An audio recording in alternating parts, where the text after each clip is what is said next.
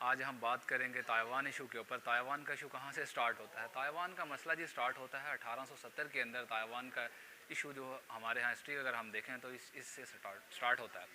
اور یہ جو تائیوان ہے یہ پہلے جاپنیز کے کنٹرول میں تھا، اور 1890 کے اندر جاپنیز چائنیز وار ہوتی ہے۔ اس کے بعد جو تائیوان ہے وہ چائنا کے انڈر میں چلا جاتا ہے۔ اب ہم بات کرتے ہیں 1949 کے اندر اگر ہم آ جائیں تو چائنیز بنتے ہیں، چائنیز ملک ایک مارز وجود میں آتا ہے۔ اس کے بعد وہ ایک انڈیپینڈنٹ اسٹیٹ کی صورت اختیار کر لیتی ہے جو تائیوان ہے۔ لیکن آج ہم اس سارے ایشو کے اوپر مزید ڈیٹیل سے اگر ہم بات کریں، اگر ہم اس ایشو کو دیکھیں کہ ساؤتھ چائنا سی کے اندر امریکہ کے ڈائریکٹ انٹرسٹ ہیں، اس وجہ سے وہ تائیوان کو لے کر اتنا سیریس کنسرن ہے۔ یو ایس نے تائیوان کے اندر $420 ملین کی انویسٹمنٹ کی ہے، وہ ملٹریلی ہے، ڈیفنس ہے، اکانومی ہے، مختلف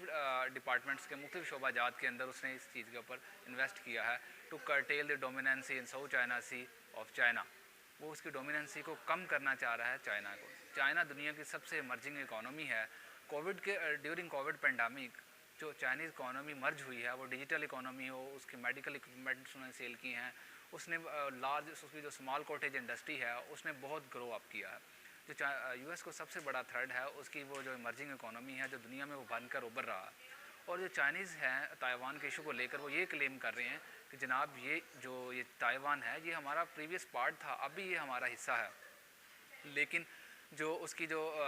انڈیپینڈنٹ آئس لینڈ ہے تائیوان، وہ اس چیز کو ماننے کے لیے بالکل تیار نہیں ہے، اور انہیں یو ایس کی ڈائریکٹلی سپورٹ ہے۔ اور کچھ لوگ یہ کہتے ہیں کہ کیا چائنا اٹیک کرے گا رشیا کی طرح، یوکرین جس طرح اس نے کیا، لیکن جو میرا خیال ہے اس چیز کے اوپر اگر ہم بات کریں، نہ ہی چائنا رشیا ہے اور نہ ہی تائیوان یوکرین ہے۔ دیکھیں اگر ہم اس کی اکانومی کو بات کریں، کیونکہ آج کل جو وارز ہیں وہ اکانومی بیسڈ ہیں، ناٹ جیو اسٹریٹجک سے جو اکنامکس جو ڈائنامک شفٹ ہوا ہے، اگر ہم اس کے اوپر بات کریں، اور رشیا کی جو اکانومی ہے وہ ایک انرجی بیس اکانومی ہے، اور لیکن اگر ہم بات کریں چائنا کی، چائنا ہر فیلڈ کے اندر، چاہے وہ میڈیکل اکوپمنٹس ہیں، چاہے وہ اسمال کوٹیج انڈسٹری ہے، H and every thing China کی اکانومی اسٹیبل ہے۔ اور چائنا اس وقت دنیا کی ایک ایمرجنگ اور دنیا کے اندر ایک سپر پاور اور ایک جو ورلڈ آرڈر چینج ہونے جا رہا ہے، اس کے اندر چائنا ایک ابھر کر ایک دنیا کے سپر پاور بن کے آئے گا۔ یہی چیز اگر ہم دوسری بات کریں، تائیوان نہ ہی تو یوکرین ہے، کیونکہ یوکرین کی آبادی آلموسٹ 44 ملین ہے۔ اگر ہم تائیوان کی بات کریں، تائیوان کے اندر 23.5 ملین پیپلز ہیں، اور اگر ہم اس کا جو ڈیفنس سسٹم ہے تائیوان کا میں سمجھتا ہوں کہ اس سے ڈبل افیکٹو ہے دین اگر ہم یوکرین کا اس سے کمپیریزن کریں۔ اگر اس کے اندر تائیوان اسٹیٹ کی اگر ہم بات کر رہے ہیں، تائیوان اسٹیٹ کے اوپر اٹیک کرنا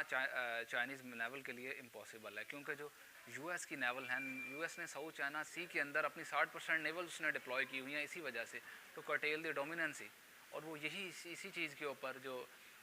یو ایس ہے اس کے بڑے میجر کنسرنز ہیں۔ اور جو اگر ہم بات کریں اگر ساؤتھ چائنا سی کے اندر، چائنا یہ کلیم کر رہا ہے کہ اس نے